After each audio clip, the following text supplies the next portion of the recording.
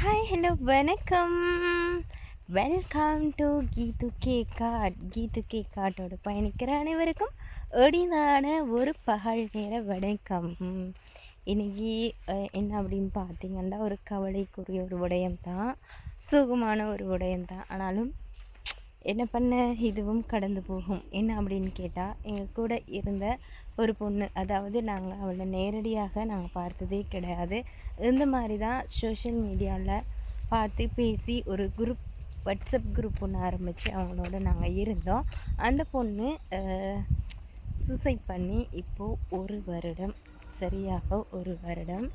அழகான பொண்ணு, எல்லாரோடைய அன்பாக சிரித்து பேசுவாள். ஸோ எல்லாமே அந்த காதல்னு ஒன்று வந்துருச்சு பாருங்க இல்லையா, அந்த சந்தர்ப்பத்தில் யாருக்கு யாருக்கு எப்படி எப்படி மனநிலை மாறும்னு தெரியாது. ஸோ அவங்களோட பேசி சரியாக எனக்கு மெசேஜ் போட்டு அக்கா அப்படின்னு சொல்லி மெசேஜ் போட்டு நான் பார்க்காத அந்த 15 நிமிஷத்தில் அவளோட உயிர் போயிருச்சு. இனிமேல் எங்களுக்கு ஞாபகம் இருக்குது அவளுடைய கடைசி நிமிஷம் எப்படி அப்படின்னு சொல்லிட்டு. ஸோ இன்றைக்கி அவளுடைய 1 வருட நினைவு தினத்துக்கு நாங்கள் எல்லாருமே பிரார்த்திக்கிறோம். எங்கள் கூட இருக்கிற ஒரு 10 பேர் இருக்கிறோம். அந்த 10 பேரும் 10 பேரோட குறிப்பிட்டோட டச்சில் இருந்தால். ஸோ எங்களால் அந்த இழப்பை இன்னுமே மறக்க முடியலை. எங்கள் கூட, அதாவது நாங்கள் நேரடியாக யாருமே அந்த பொண்ணை சந்தித்தது கிடையாது. ஸோ நூர்வுட் பகுதியை சேர்ந்த பொண்ணு, ஹட்டன் நூர்வுட் பகுதியை சேர்ந்த பொண்ணு. ஸோ நாங்கள் பாடி வந்தப்போ அவளோட இறுதி கிரியைக்கு முன்னாடி நாங்கள் போயிருந்தோம். முதல் நாள் நாங்கள் போயிருந்தோம். ஸோ எங்களால் முடிஞ்ச விஷயங்களை நாங்கள் பேசிட்டு வந்தோம். ஆனால் இது வரைக்கும் அவளுடைய மரணத்துக்கான எந்த ஒரு நீதியுமே கிடைக்கல. ஸோ அது ரொம்பவே கஷ்டம்.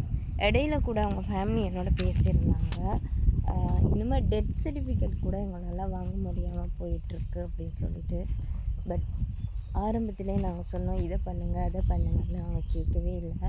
இப்போ என்ன பண்ணுறாங்கன்னு தெரியல. பட் எங்களுக்கு எங்கள் கூட இருந்த ஒரு பொண்ணு மாதிரி, என்னோடய தங்கச்சி மாதிரியே நினைக்கிறேன். அதே மாதிரி எங்கள் கூட இறந்தவங்களும் அப்படி தான் நினைக்கிறாங்க. ஸோ இன்றைக்கி அவளோட நினைவு தினத்தை செய்கிறதுக்காக ஆசிரமத்துக்கு போய்கிட்ருக்கேன். டைம் ஆகிடுச்சு. ஸோ முடிஞ்ச அளவு எங்களை சப்போர்ட் பண்ணுற எல்லாருக்கும் தேங்க்யூ ஸோ மச். ரொம்ப கஷ்டமாக இருக்குது. பட் அது மட்டும்தான் எனக்கு புரியுது.